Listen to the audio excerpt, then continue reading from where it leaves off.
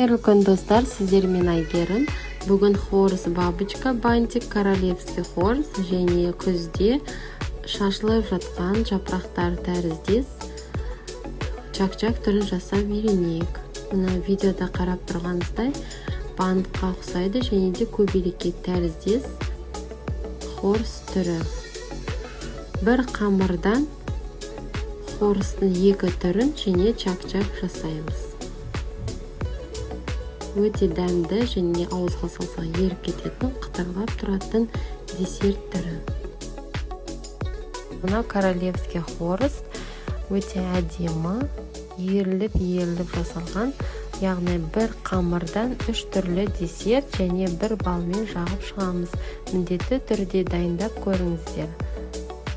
Өте қытырлақ, дәмді, тез, оңай, жылдам дайындалатын десерт түрін жасап үйренейік.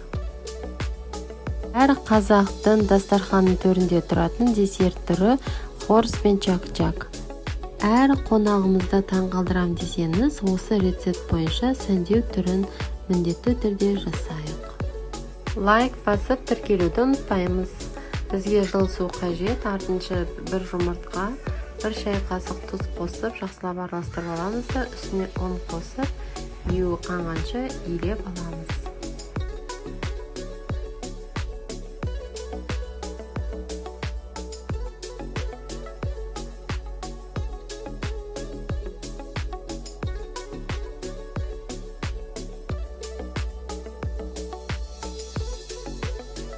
Осылай видеодағыда илеп алғаннан кейін қолға жабыспайтындай болса болды, дайын болды. Бетін жауып, жылы жерге 20 минутқа комнатный температураға қойып қоямыз. 20 минутымыз өтті, енді жаюға кірісеміз. Ұнымызды сеуіп, осылай баппен үстіне жаймен басып, одан кейін жақсылап жаямыз. Яғни жаюымыз өте жұқа болу керек. Жұқа қылып жайсақ, хорсымыз бен чак-чагымыз әдем болып түседі.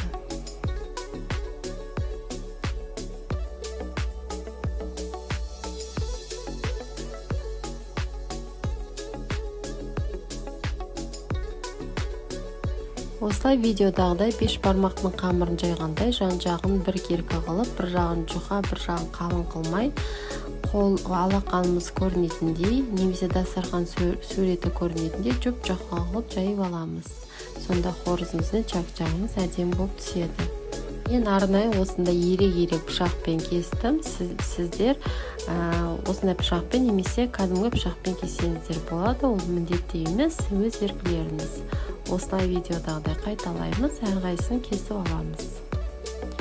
Және де осылай бөліп аламыз, бір-біріне жабыс қалмасы үшін. Және әр қамырымыз лента болып шықты. Осы ленталарды енді тік төртбұрыш формалар шығарып бөліп аламыз.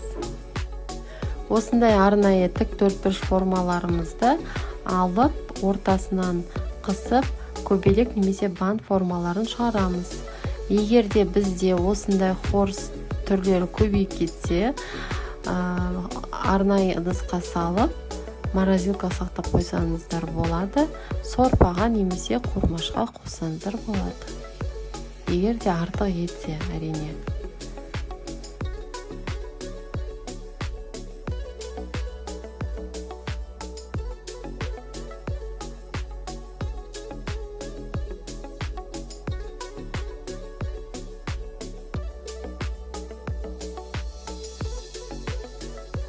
Көбелек бантымыз дайын болды. Енді осындай арнайы ыдысқа ұнымызды сеуіп, әрқайсысын осылай төсеп шығамыз.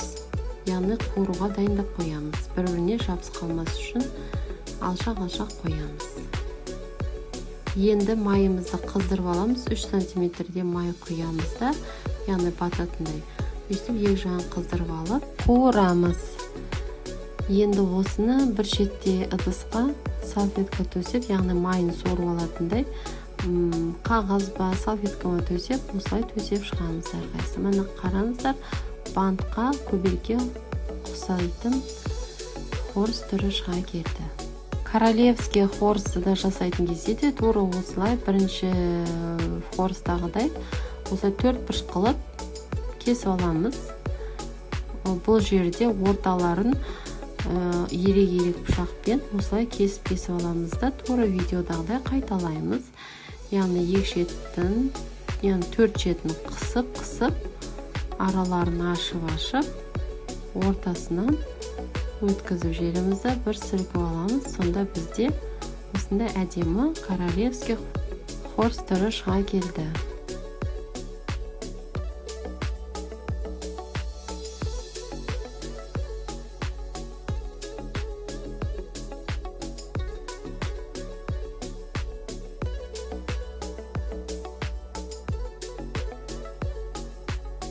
Видеода көріп тұрғанда екінші түрін тағы да көрсетіп жатырмын.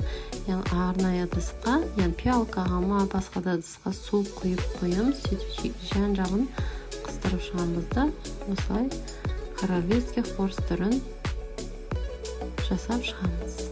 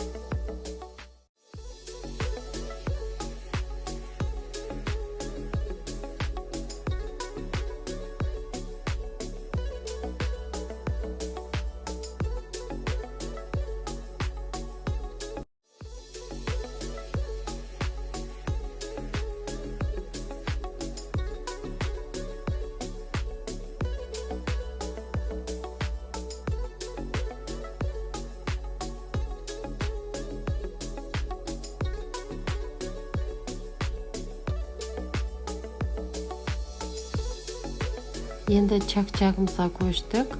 Әрқайсысын ленталарымызды енді майда лента қылып, орталарынан осылай кесіп шығамыз да, осылардың үстінен майда 4 бұрыш формаларын шығарып кесіп аламыз. Сонда бізде күзде шашылып жатқан сап-сары жапырақтары секілді әдемі жапырақшалар шыға келді. Сонда біздің чак-чагымыз әдемі, тәтті, ерекше сәндеу түрінде шыға келеді. Қатырылап, ауызда еретіндей болады. Осылай қорып аламыз да, сап-сары қорып аламыз. Арнайы ыдысқа саламыз да, үстіне балымызды ертіп, бал жағып шығамыз.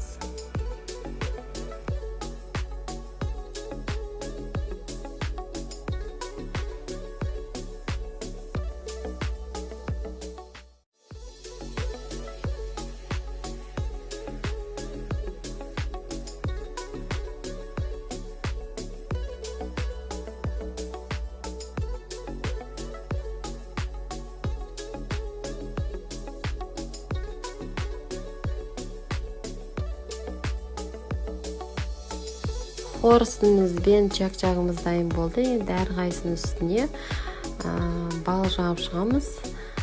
Бал немесе сгущенка, арнайы сироп жасап құйып шықсаңыздар болады. Және де сахарный пудрамен сеуіп шықсаңыздар, нұр үстіне нұр болады.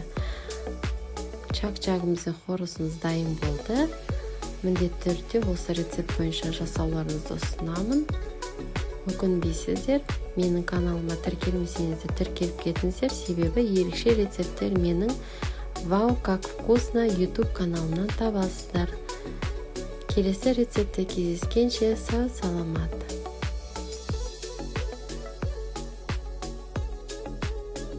Қайырлы күн қыздар, осындай мен сияқты неше түрлі вау дейтін дәмді тамақтар пісіргілеріңіз келсе, менің инстаграм парақшамның шапкасында көрсетілген ссылкаға өтіп, YouTube каналыма тіркеліп кетіңіздер. Түрлі рецепттер тек қазақ тілінде тек сіздер үшін, немесе ютубтан поискқа вау как вкусно деп жазсаңыздар, мені ғажап каналымда табасыздар.